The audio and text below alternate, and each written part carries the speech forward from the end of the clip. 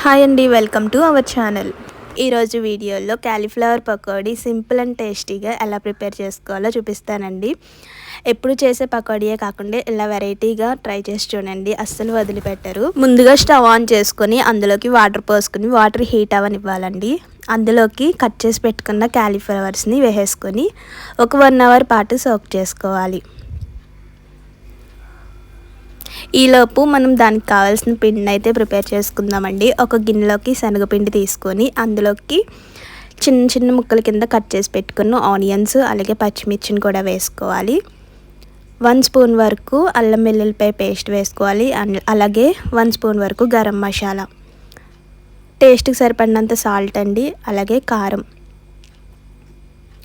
కొంచెం soda, చిటికెడంత soda వేసుకుంటే సరిపోతుంది. ఇప్పుడు అన్నిటిని కూడా బాగా మిక్స్ చేసుకోవాలి. ఒకసారి బాగా కలుపుకున్న తర్వాత తగినంత వాటర్ పోసుకుంటూ కలుపుకోవాలి. చూసారు కదండి, అలా కొంచెం కొంచెం వాటర్ని యాడ్ చేసుకుంటూ బాగా కలుపుకోవాలి. మనం పకోడీకి ఎలా కలుపుకుంటామో సేమ్ అలానే కలుపుకోవాలండి. ఇప్పుడు ముందుగా నానబెట్టుకున్న క్యాలీఫ్లవర్స్ని కూడా అందులోకి వేసుకొని ముక్కకి పిండి మొత్తం బాగా పట్టేలాగా బాగా కలుపుకోవాలి. ఒక 5 to 6 మినిట్స్ వరకు బాగా కలుపుకుంటే ముక్కకి మొత్తం పిండి పడుతుందండి.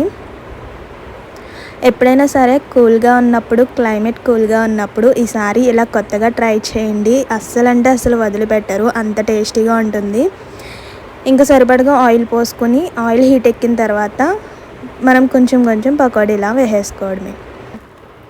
ఆల్రెడీ క్యాలీఫ్లవర్ పీసెస్ కింద ఉంది కాబట్టి మనం పీసెస్ కింద వేసుకుంటే బాగా ఫ్రై చేసుకోవాలండి. లో ఫ్లేమ్లో ఉంచుకొని బాగా ఫ్రై చేసుకోవాలి. లోపల ముక్క మొత్తం ఉడకాలి కదా, లో ఫ్లేమ్లో ఉంచుకుంటూనే ఫ్రై చేసుకోవాలండి, లేదంటే పైన మాడిపోతుంది, లోపల మొత్తం పచ్చిగానే ఉంటుంది. అదొకటి గుర్తుపెట్టుకోండి.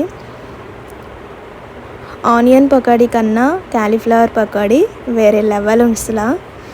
మీరు కూడా తప్పకుండా ఈ స్టైల్లో అయితే ట్రై చేసి చూడండి. ఎప్పుడు ఆనియన్ పకోడీయే కాకుండా ఇలాంటి వెరైటీ కూడా ట్రై చేయాలి కదా.